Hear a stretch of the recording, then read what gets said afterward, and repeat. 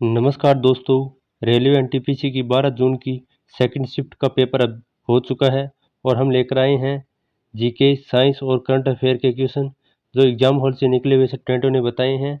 अगर आपका पेपर आगे किसी भी शिफ्ट में है तो यह वीडियो आपके लिए बहुत ही इम्पोर्टेंट होगी। इसमें बात करें तो जो हमने कल के जो एक्स्ट्रा फैक्ट कराए थे उनमें से कम 3 से 4 क्वेश्चन सेम टू सेम इस शिफ्ट में पूछे गए हैं। तभी बोलते हैं जितनी एनालिसिस करोगे उतने ही आपके चांस होंगे ज़्यादा क्वेश्चन सही कर सकेंगे। तो चलिए वीडियो को स्टार्ट करते हैं। वीडियो को शुरू करने से पहले आप सभी से निवेदन है, अगर आप चैनल पर नए हैं तो चैनल को सब्सक्राइब कर लीजिए और आने वाली वीडियो ताकि आपको सबसे पहले मिल सके। चलिए स्टार्ट करते हैं।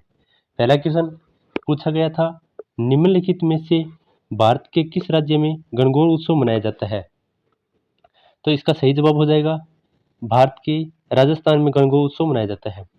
गणगौर उत्सव की बात करें तो चैत्र माह के महीने में मनाया जाता है, जिसे गौरी या पार्वती के नाम से मनाया जाता है। इसमें गण का मतलब होता है शिव और गौर का मतलब होता है पार्वती, तो यह शिव और पार्वती से रिलेटेड है। यह राजस्थान और गुजरात के कुछ हिस्सों में मनाया जाने वाला त्यौहार है। अविवाहित महिलाएं योग्य वर की प्राप्ति के लिए, जबकि विवाहित महिलाएं अपने पति के स्वास्थ्य और लंबी आयु के लिए गौरी की पूजा करती है। यह होली के अगले दिन चैत्र माह के पहले दिन से शुरू होकर अगले 16 दिन तक चलता है। चलिए आगे बात करते हैं। अगला क्वेश्चन पूछा गया था, भारत की सबसे लंबी सहायक नदी कौन सी है? तो इसका सही जवाब हो जाएगा यमुना सबसे लंबी सहायक नदी है, जो कि गंगा की सहायक नदी है। चलिए आगे बात करते हैं। अगला क्वेश्चन पूछा गया था, जम्मू कश्मीर के उप मुख्यमंत्री कौन हैं? तो इसका सही जवाब हो जाएगा सुरेंद्र कुमार चौधरी जम्मू कश्मीर के उप मुख्यमंत्री हैं। वहीं जम्मू कश्मीर के मुख्यमंत्री की बात करें तो उमर अब्दुल्ला है। चलिए आगे बात करते हैं। अगला क्वेश्चन पूछा गया था, भारतीय संविधान का अनुच्छेद 338 किससे संबंधित है?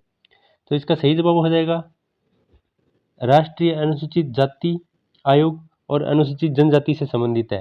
अनुच्छेद 338 संविधान के अनुच्छेद 338 के तहत अनुसूचित जातियों और अनुसूचित जनजातियों के लिए राष्ट्रीय आयोग की स्थापना और संविधान या अन्य कानूनों के तहत अनुसूचित जातियों और अनुसूचित जनजातियों के लिए प्रदान की गई सभी सुरक्षा उपायों की निगरानी करने का उद्देश्य है। इसमें भारतीय संविधान का अनुच्छेद 338 ए, जो कि राष्ट्रीय अनुसूचित जनजाति आयोग से संबंधित है। चलिए आगे बात करते हैं अगले क्वेश्चन पर। अगर वीडियो पसंद आई तो वीडियो को लाइक कर देना, साथ ही साथ अपने दोस्तों को भी साथ शेयर कर देना और चैनल को सब्सक्राइब जरूर कर लेना। हम चाहते हैं जल्दी से जल्द हमारी फैमिली 50K की हो जाए। चलिए अगले क्वेश्चन पर बात करते हैं। अगला क्वेश्चन है, अनुच्छेद 40 किससे संबंधित है? यह गांधीवाद सिद्धांत से संबंधित है, जिसमें ग्राम पंचायत स्वशासनों की इकाई के रूप में गठित करने के लिए कदम उठाए गए थे। अनुच्छेद 40 राष्ट्रीय ग्राम पंचायतों से संबंधित है। अनुच्छेद 40 जो कि राज्य ग्राम पंचायतों को स्वशासन की इकाइयों के रूप में गठित करने के लिए उठाए गए कदम है। इसमें अनुच्छेद 43 की बात करें तो राज्य ग्रामीण क्षेत्र में व्यक्तिगत या सहकारी आधार पर कुटीर उद्योगों को बढ़ावा देने के प्रयास से करा गया है।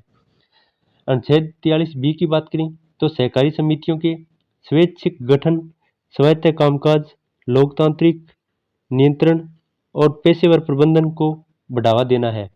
वहीं अनुच्छेद 46 की बात करें तो राज्य समाज के कमजोर वर्ग, विशेषकर अनुसूचित जातियों यानी SC और अनुसूचित जनजाति यानी ST और अन्य कमजोर वर्गों के शैक्षणिक और आर्थिक हितों को बढ़ावा देना है। चलिए आगे बात करते हैं। अगला क्वेश्चन नहीं है, सॉरी, उसी का एक्स्ट्रा फैक्ट है अनुच्छेद 47 पर, जो कि राज्य सार्वजनिक स्वास्थ्य में सुधार के लिए कदम उठाएगा और नशीले पेय पदार्थों तथा स्वास्थ्य के लिए हानिकारक नशीले पदार्थों के सेवन पर रोक लगाएगा। इम्पोर्टेंट है अनुच्छेद 48, जो कि गाय, बछड़ों और अन्य दुधारू पशुओं के वध पर रोक लगाने का तथा मवेशियों को पालने और उनकी नस्लों को सुधारने पर काम करता है। अनुच्छेद 48 इम्पोर्टेंट है, इसको जरूर याद कीजिए। चलिए बात करते हैं अगले क्वेश्चन पर। अगला क्वेश्चन पूछा गया था भारतीय संविधान में अनुच्छेद 338 बी पिछड़े वर्गों के राष्ट्रीय आयोग डैश डैश द्वारा स्थापित किया गया था। यह संविधान के 102वें संविधान संशोधन द्वारा 2018 में स्थापित किया गया था। 102वां संविधान संशोधन अधिनियम 2018 राष्ट्रीय पिछड़ा वर्ग आयोग को संवैधानिक दर्जा प्रदान करता है। चलिए आगे बात करते हैं। अगला क्वेश्चन है, पूछा गया था वर्तमान में विश्व का सबसे बड़ा व्यापारिक साझेदार देश कौन सा है?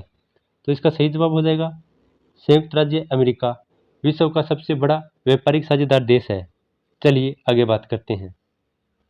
अगला क्वेश्चन है, सुत्त पिटक किस धर्म से संबंधित है? तो इसका सही जवाब हो जाएगा बौद्ध धर्म से संबंधित है।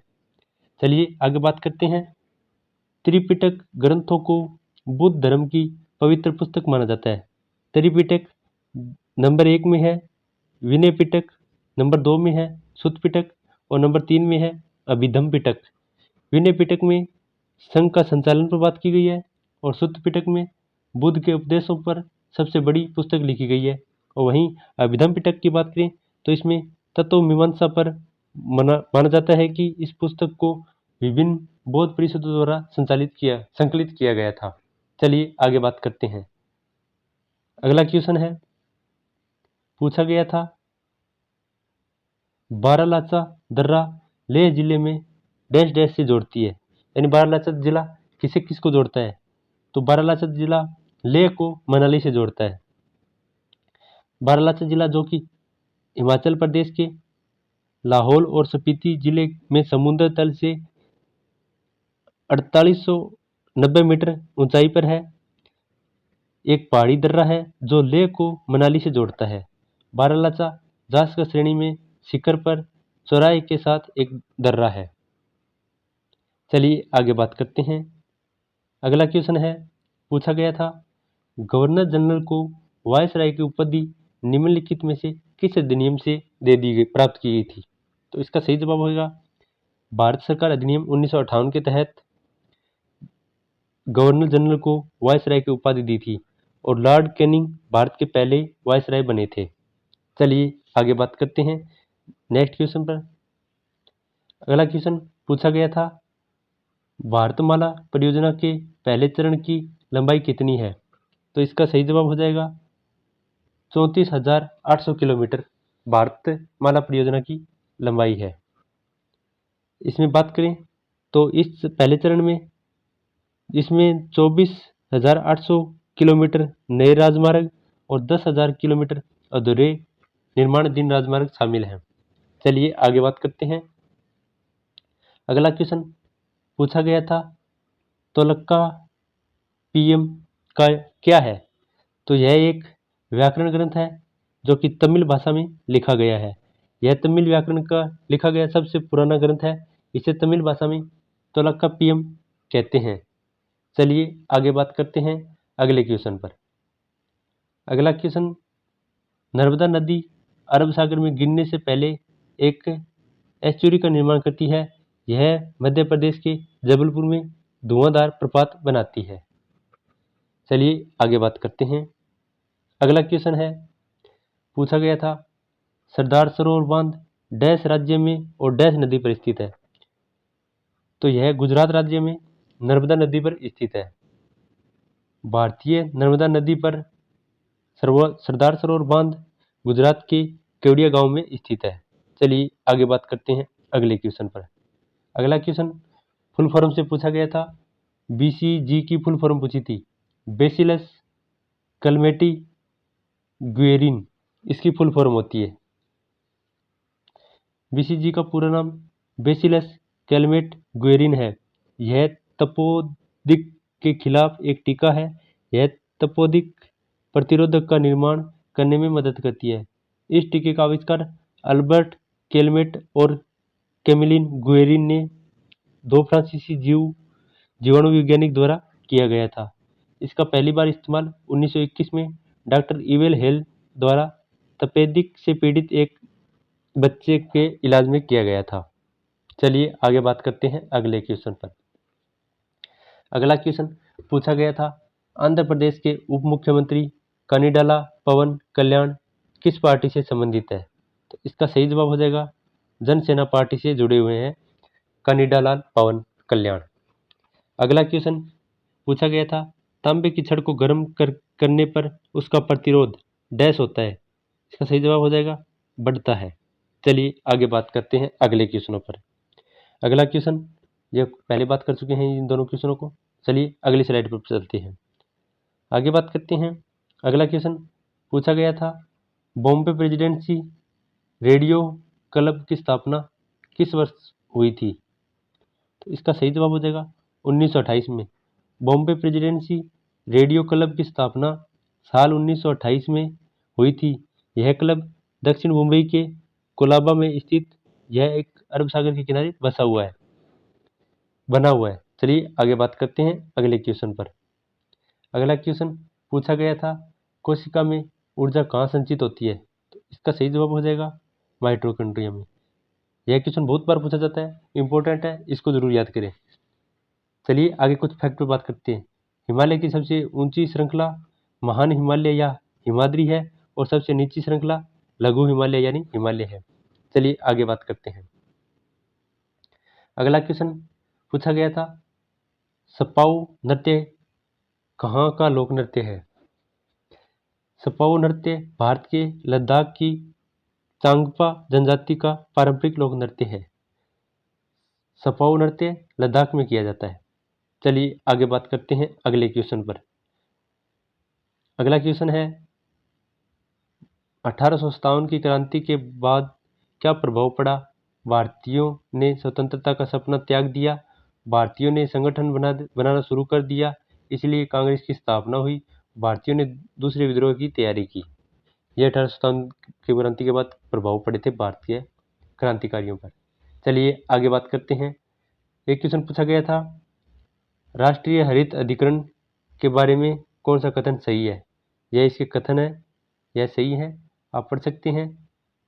एनजीटी पर्यावरण से जुड़े विवादों से निपटने के लिए बना एक विशेष निकाय है। एनजीटी को पर्यावरण संरक्षण, वन संरक्षण और पर्यावरण संरक्षण से जुड़ी कानूनी अधिकारों के प्रबंधन से जुड़े मामलों को संभालने का अधिकार है। एनजीटी के पास पर्यावरण कानूनों के उल्लंघन करने वालों के खिलाफ स्वप्रेरणा से कार्रवाई करने की शक्ति है। आगे बात करते हैं। एनजीटी अपने स्वयं के प्रतिक्रियात्मक नियमों और विनियम है। एनजीटी के पास अपने निर्णयों की समीक्षा करने की शक्ति है। एनजीटी के निर्णयों को चुनौती देने के लिए 90 दिन के अंदर सर्वोच्च न्यायालय में अपील की जा सकती है। चलिए एनजीटी की स्थापना की बात करें। एनजीटी की स्थापना 18 अक्टूबर 2010 को हुई थी। यह पर्यावरण से जुड़े मामलों में तेजी से न्याय दिलाने और अदालत में निलंबित मुकदमों को कम से कम जल्दी काम करता है ये। चलिए आगे बात करते हैं। अगला क्वेश्चन पूछा गया था, पैरा ओलंपिक में 2 गोल्ड मेडल जीतने वाली अवनी लेखला का संबंध किस खेल से है? तो इसका सही जवाब हो जाएगा शूटिंग से जुड़ी है अवनी लेखरा। चलिए आगे बात करते हैं। अगला क्वेश्चन है, पूछा गया था, निम्नलिखित में से किस घटना के बाद महात्मा गांधी ने असहयोग आंदोलन वापस ले लिया था? इसके बाद उन्होंने सांप्रदायिक उन्माद की शांति के लिए आमरण अनशन किया था। तो वह था चौरा चौरी घटना के बाद उन्होंने असहयोग आंदोलन वापस ले लिया था। चलिए आगे बात करते हैं अगले क्वेश्चन पर। अगला क्वेश्चन है, लाला लाजपत राय ने किस कमीशन का विरोध किया था? तो उन्होंने साइमन कमीशन का विरोध किया था, जो कि भारत में 1928 में आया था। यह आयोग ब्रिटिश संसद के 7 सदस्यों का एक समूह था। इसकी अध्यक्षता सर जॉन साइमन कर रहे थे। चलिए आगे बात करते हैं। अगला क्वेश्चन है, ऑपरेशन शक्ति किन देशों के बीच आयोजित होने वाला संयुक्त सैन्य अभ्यास है? तो ऑपरेशन शक्ति भारत और फ्रांस के बीच होने वाला सैन्य अभ्यास है। चलिए आगे बात करते हैं अगले क्वेश्चन पर। अगला क्वेश्चन खेल से रिलेटेड है। पेरिस ओलंपिक 2024 में हॉकी में कौन से पदक जीतने पर प्रत्येक खिलाड़ी को कितनी राशि दी जाती है? हॉकी टीम प्रत्येक सदस्य के लिए 15 लाख रुपए का कैश पुरस्कार मिलता है। चलिए आगे बात करते हैं। भारतीय क्रिकेट कंट्रोल बोर्ड ने 29 जून को T20 विश्व कप 2024 जीतने वाली पुरुष T20 टीम के लिए 125 करोड़ रुपए की पुरस्कार राशि की घोषणा की थी। खिलाड़ियों को 5 करोड़ रुपए, द्रविड़ को 2.5 करोड़ और रिजर्व खिलाड़ियों को 1-1 करोड़ रुपए मिलेंगे। चलिए आगे बात करते हैं अगले क्वेश्चन पर। अगला क्वेश्चन था, पूछा गया था औपनिवेशिक काल में भारत किसका निर्यात करता था? तो औपनिवेशिक काल में भारत जूट, ऊन, नील, कपास, गन्ने जैसे कच्चे माल का निर्यात किया करता था। वहीं ब्रिटेन की फैक्ट्रियों में बनने वाले रेशम, ऊनी कपड़े, छोटी मशीनरी और हल्की मशीनरी जैसे तैयार उत्पादकों का आयात किया करता था। चलिए आगे बात करते हैं अगले क्वेश्चन पर। अगला क्वेश्चन है, 1850 में भारत से सबसे ज़्यादा ब्रिटेन को क्या निर्यात किया जाता था?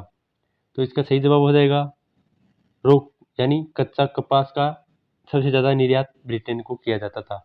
1850 में भारत से ब्रिटेन को सबसे महत्वपूर्ण निर्यात कच्चा कपास था इस अवधि के दौरान।